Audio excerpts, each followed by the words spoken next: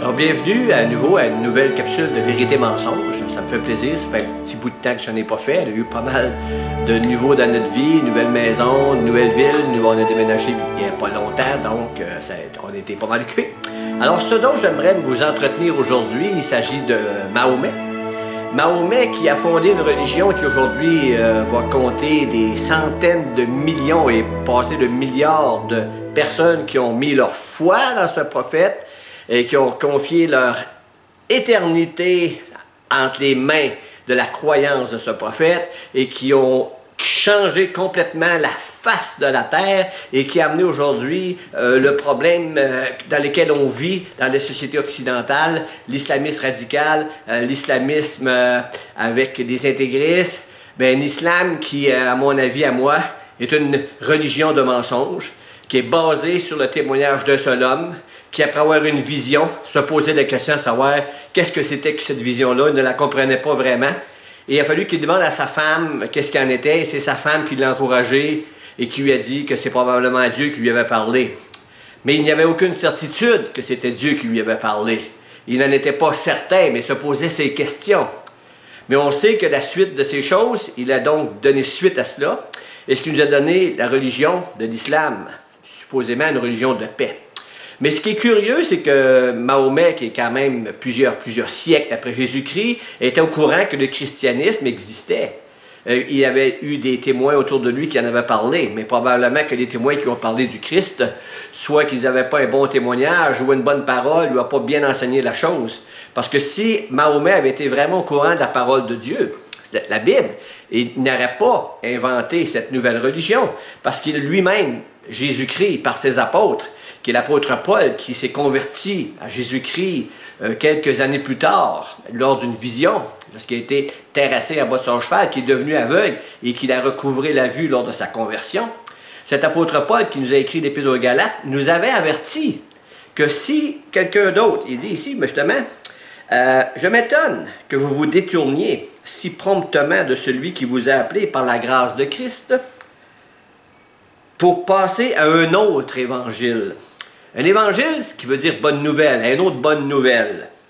Non pas qu'il y ait un autre évangile, mais il y a des gens qui vous troublent et qui veulent altérer, modifier, changer l'évangile de Christ.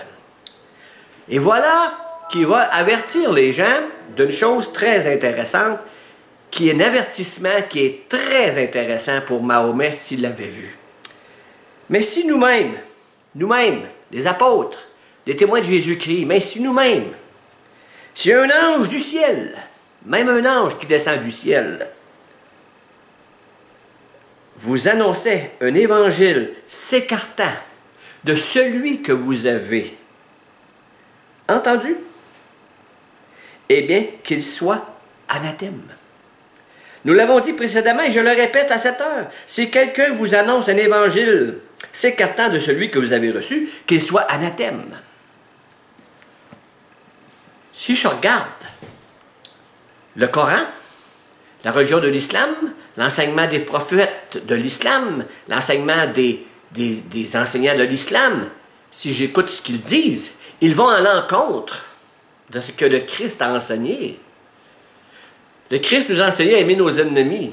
Je ne peux pas dire autant de l'islam qui aime ses ennemis. Eux, ils font la guerre.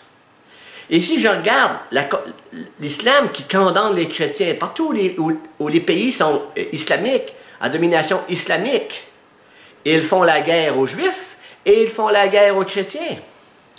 Les chrétiens, pourtant, sont des croyants en Jésus-Christ. Et pourtant, Mahomet dit qu'il croit en Jésus-Christ et qu'il reconnaît en Jésus-Christ un prophète. S'il croit que Jésus est un prophète, il ne croit pas à ses paroles. Parce que les prophètes de Jésus, lui-même, nous dit qu'il n'y a aucun autre nom sous le ciel par lequel nous puissions être sauvés, à savoir Jésus-Christ. Lui-même dit, je suis le chemin, la vérité et la vie, et personne ne vient à Dieu que par moi. Alors, le prophète, en guillemets, Mahomet, aurait dû nous conduire à Jésus-Christ, et non pas à lui-même et à Dieu.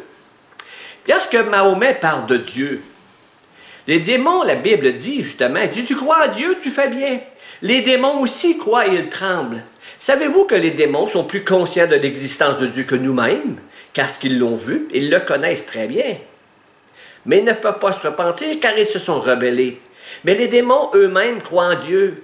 Alors croire en Dieu n'est pas une croyance suffisante pour être sauvé. Ce que la Bible me dit, tu crois en Dieu, tu fais bien. Mais aussi les démons, ils croient en Dieu. Donc ce n'est pas suffisant. Car le seul chemin que Dieu ait donné aux hommes, le seul chemin par lequel nous puissions aller à Dieu, c'est Jésus-Christ. Et lorsque je parle de Dieu, je parle du Père éternel, du Père de l'Ancien Testament et du Nouveau Testament, le Dieu fait homme, Jésus-Christ. Car Jésus est fait homme. C'est le Père, c'est le Fils, c'est le Saint-Esprit, c'est la Trinité. Mais nous avons reçu la deuxième personne de la Trinité qui s'est incarnée, qui est venue mourir à la croix du Calvaire pour sauver les hommes de leurs péchés, pour payer la dette de nos péchés, afin que la justice de Dieu soit satisfaite. Vous pouvez donner votre vie, l'apôtre Paul dit. Vous pouvez donner votre vie. Vous pouvez donner toute votre fortune. Vous pouvez faire des œuvres comme Mère Teresa en a fait toute sa vie. Vous pouvez faire tout ce que vous voulez. Mais tout ça ne vous servira à rien.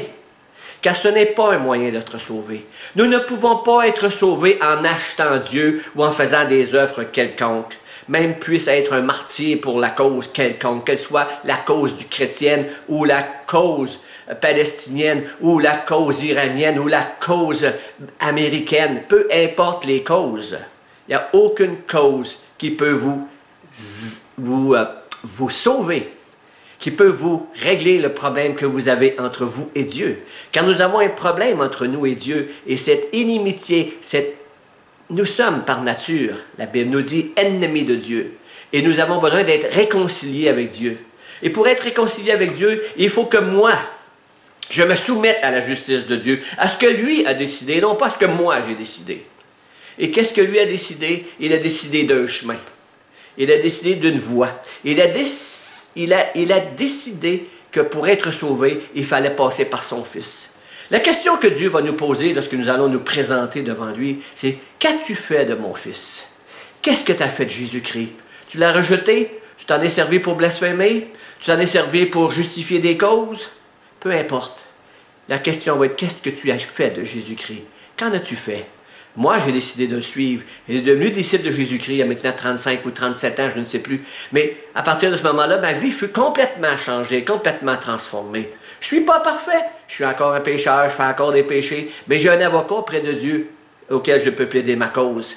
Ma cause, mes péchés, ils sont déjà pardonnés. Et c'est ça qui est extraordinaire dans la bonne nouvelle. C'est que nos péchés passés, présents et futurs sont réglés, pardonnés, effacés, lavés, lessivés. Pour le vrai croyant, pas pour le faux croyant. Faisons attention. Alors, je reviens à Mahomet. Mahomet a emmené des millions et des millions de personnes sur une voie que je dis par rapport à la parole de Dieu. Non, pas moi. Moi, j'ai aucune espèce d'autorité. Je ne suis rien. Je suis un ver de terre. Mais ce que je dis, c'est ce que Dieu dit dans sa parole. J'encourage les musulmans à aller lire cette parole et à voir les contradictions qu'il y a entre cette parole et la leur. Et de même voir les contradictions qu'il y a dans leur propre Coran. Ou à des places où on voit un Coran très conciliant, très pacifique. Ça, c'est la période où Mahomet est en période d'infériorité, où il n'est pas en position de force. Mais on le voit très bien changer lorsqu'il devient en position de force. Lorsqu'il devient une personne avec des appuis solides, et il va conquérir le monde, non pas avec des arguments, non pas avec une rhétorique, non pas avec un enseignement, une doctrine ou une bonne nouvelle, non, mais avec l'épée. Avec l'épée. Et comme il continue encore à le faire, il se sert des lois que nous avons dans nos pays démocratiques, avec des valeurs judéo-chrétiennes que nous avons rejetées. Maintenant, on voit ce que ça donne aussi. Nous voyons dans le monde dans lequel nous vivons à quel point notre monde a de la difficulté. Et l'islam profite de ces difficultés pour nous envahir. Et si nous ne nous réveillons pas, il sera trop tard. Mais ma croyance, c'est que l'islam va péricliter dans les années à venir, à cause des médias sociaux, à cause de l'information, à cause justement qu'il y a justement de l'information qui peuvent être données à ces gens. Vous savez, il est très facile de gouverner des ignorants. L'Église catholique a perdu son pouvoir au Québec lorsque les gens commençaient à s'instruire ou lorsque les gens commençaient à poser des questions et à commencer à comparer. Beaucoup de croyants aujourd'hui au Québec sont évangéliques parce qu'ils croient dans la parole de Dieu. Ils ont rejeté le catholicisme qui n'enseignait pas cette parole, mais qui avait rajouté à cette parole et qui avait trafiqué cette parole. Les musulmans d'islam, je les encourage à aller vraiment voir et à questionner et à ouvrir leur esprit. Ce n'est pas un mal de se servir de son intelligence, au contraire. Au contraire, Dieu nous encourage à nous servir de notre intelligence. Il dit à un moment donné, un aveugle qui suit un aveugle, Jésus dit, les deux tombent dans la fosse. Ça voulait dire, tu n'as pas d'excuse. Tu dois vérifier. Tu dois vérifier. Lorsque Jésus parle de vérité, et lorsqu'on parle souvent de vérité, une des choses que je suis conscient, c'est que le mot vérité dans le Nouveau Testament est mentionné 175 fois. Il y a des passages comme celui-là que Jésus dit, il disait, cependant, je vous le dis la vérité, il vous est avantageux que je m'en aille, car si je ne m'en vais pas, le Consolateur ne viendra pas vers vous, mais si je m'en vais, je vous l'enverrai. Et quand le Consolateur sera venu, l'Esprit de vérité, il vous conduira dans toute la vérité, car il ne parlera pas de lui-même, mais il dira tout ce qu'il aura entendu et il vous annoncera les choses à venir. Et à ce jour-là, vous ne m'interrogerez plus sur rien. En vérité, je vous le dis, ce que vous demanderez au Père, il vous le donnera en mon nom. Sanctifie-les par ta vérité. Ta parole est la vérité. Pour Jésus, une chose qui était claire, c'est que pour lui, la parole, c'était la vérité. Il était la vérité. Et nous devons croire que la vérité existe et qu'elle est une personne. Mahomet nous a enseigné un message qui est contradictoire avec celui de Jésus. Jésus nous dit d'aimer nos ennemis, de faire du bien à ceux qui nous persécutent, d'être miséricordieux, d'être compatissant, d'être lent à la colère, d'être des personnes aimantes, d'être un bon voisin, d'être un bon travailleur, d'être une personne honnête, d'être une personne véritable. Le christianisme est basé sur des valeurs. On peut dire qu'on est des intégristes, des fondamentalistes. Je suis un intégriste chrétien, fondamentaliste chrétien, dans le sens que oui, je veux aimer mes ennemis. Pas toujours facile, surtout quand on est au volant et qu'on conduit. On a toujours cette nature, mais on aspire à un monde de paix.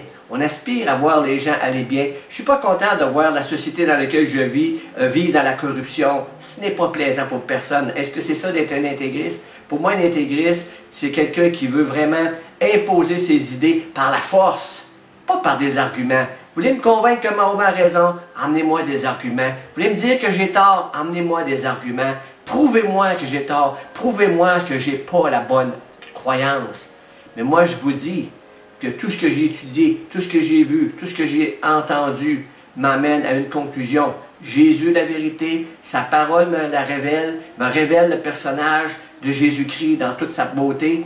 Alors que lorsque je regarde le Coran, que j'ai essayé de lire et que j'ai trouvé vraiment plate et ennuyant, il y a plusieurs passages, par contre, que j'ai regardé, étudié, qui concernent les femmes, qui concernent les Juifs, qui concernent les chrétiens. Et là, je dois dire que ce n'est pas intéressant et que c'est contradictoire avec la parole de Dieu. Comme je le disais tout à l'heure, on est responsable devant Dieu de notre foi. Sur quelle foi elle est basée? Notre foi doit être bâtie sur un roc. Comme on construit une maison sur un roc. Elle doit être solide. Si on la construit sur le sable, lorsque les tempêtes viennent, eh bien, dommage. Cela fait qu'il y a une grande ruine. Alors, je vais vous laisser là-dessus et je vais revenir bientôt avec une autre capsule. Si vous avez des questions, ne gênez-vous pas de me les poser. Vous pouvez aller sur YouTube et vous regardez en bas les commentaires. Posez des questions, je vais me faire plaisir de leur répondre et de faire une capsule peut-être sur la question que vous avez à faire, vous donner une réponse satisfaisante. Vous avez des commentaires négatifs, vous n'êtes pas content, vous n'êtes pas d'accord avec moi, ne vous gênez surtout pas. Faites-le moi savoir et je vous répondrai. Alors, merci et à la prochaine.